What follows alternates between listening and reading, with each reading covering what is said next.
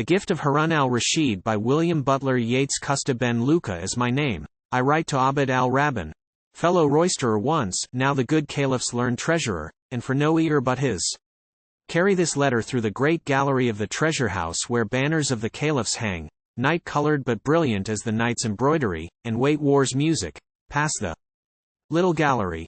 Pass books of learning from Byzantium written in gold upon a purple stain, and pause at last, I was about to say, at the great book of Sappho's song. But no, for should you leave my letter there, a boy's love-lorn, indifferent hands might come upon it and let it fall unnoticed to the floor. Pause at the Treatise of Parmenides and hide it there, for Caiphs to world's end must keep that perfect, as they keep her song, so great its fame.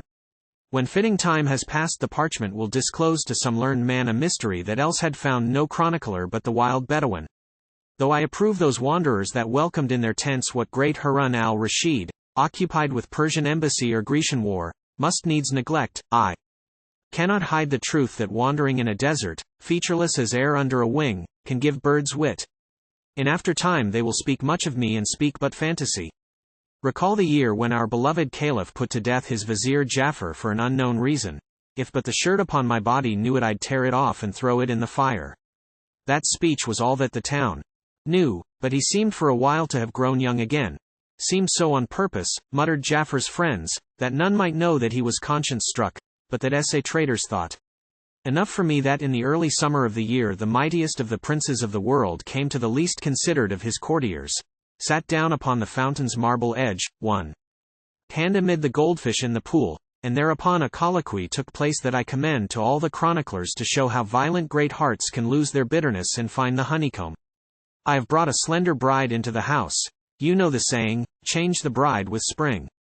And she and I, being sunk in happiness, cannot endure to think you tread these paths, when evening stirs the jasmine bough, and yet are brideless. I am falling into years. But such as you and I do not seem old like men who live by habit. Every day I ride with falcon to the river's edge or carry the ringed mail upon my back, or court a woman.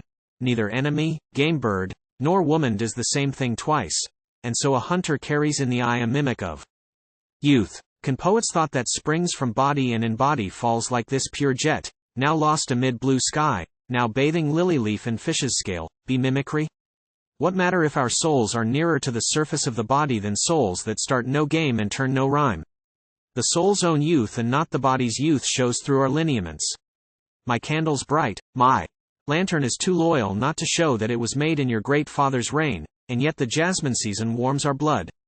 Great Prince, forgive the freedom of my speech.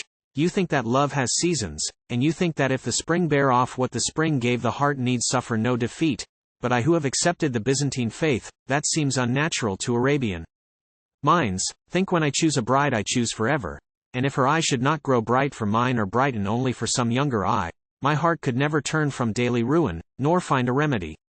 But what if I have lit upon a woman who so shares your thirst for those old crabbed mysteries, so strains to look beyond our life, an eye that never knew that strain would scarce seem bright, and yet herself can seem youth's very fountain, being all brimmed with life? Were it but true I would have found the best that life can give, companionship in those mysterious things that make a man's soul or a woman's soul itself and not some other soul. That love must needs be in this life and in what follows unchanging and at peace, and it is. Right, every philosopher should praise that love, but I being none can praise its opposite. It makes my passion stronger, but to think like passion stirs the peacock and his mate, the wild stag and the doe. That mouth to mouth is a man's mockery of the changeless soul. And thereupon his bounty gave what now can shake more blossom from autumnal chill than all my bursting. Springtime knew. A girl perched in some window of her mother's house had watched my daily passage to and fro, had heard impossible history of my past, imagined some impossible history lived at my side, thought time's disfiguring touch gave but more reason for a woman's care. Yet was it love of me, or was it love of the stark mystery that has dazed my sight, perplexed her fantasy, and planned her care? Or did the torchlight of that mystery pick out my features in such light and shade too? Contemplating passions chose one theme through sheer bewilderment.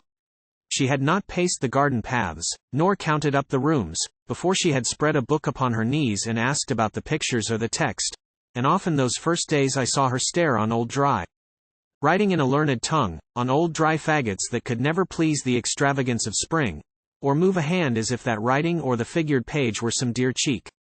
Upon a moonless night I sat where I could watch her sleeping form, and wrote by candle light, but her form moved.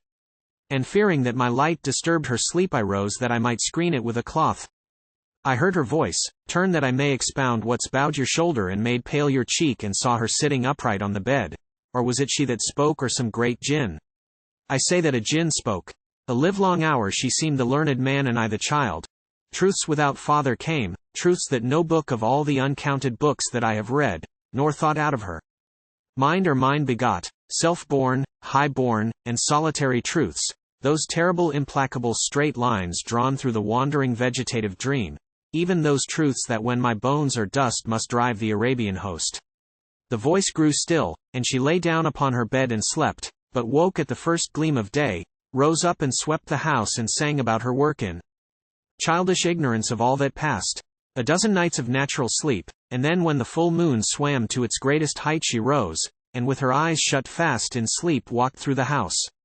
Unnoticed and unfelt I wrapped her in a hooded cloak, and she, half running, dropped at the first ridge of the desert, and there marked out those emblems on the sand that day by day I study and marvel at, with her white finger.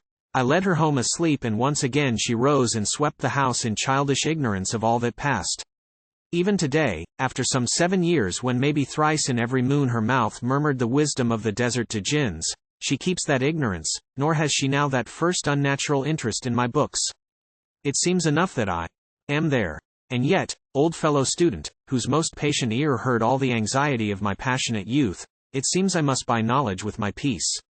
What if she lose her ignorance and so dream that I love her only for the voice, that every gift and every word of praise is but a payment for that midnight voice that is to age what milk is to a child?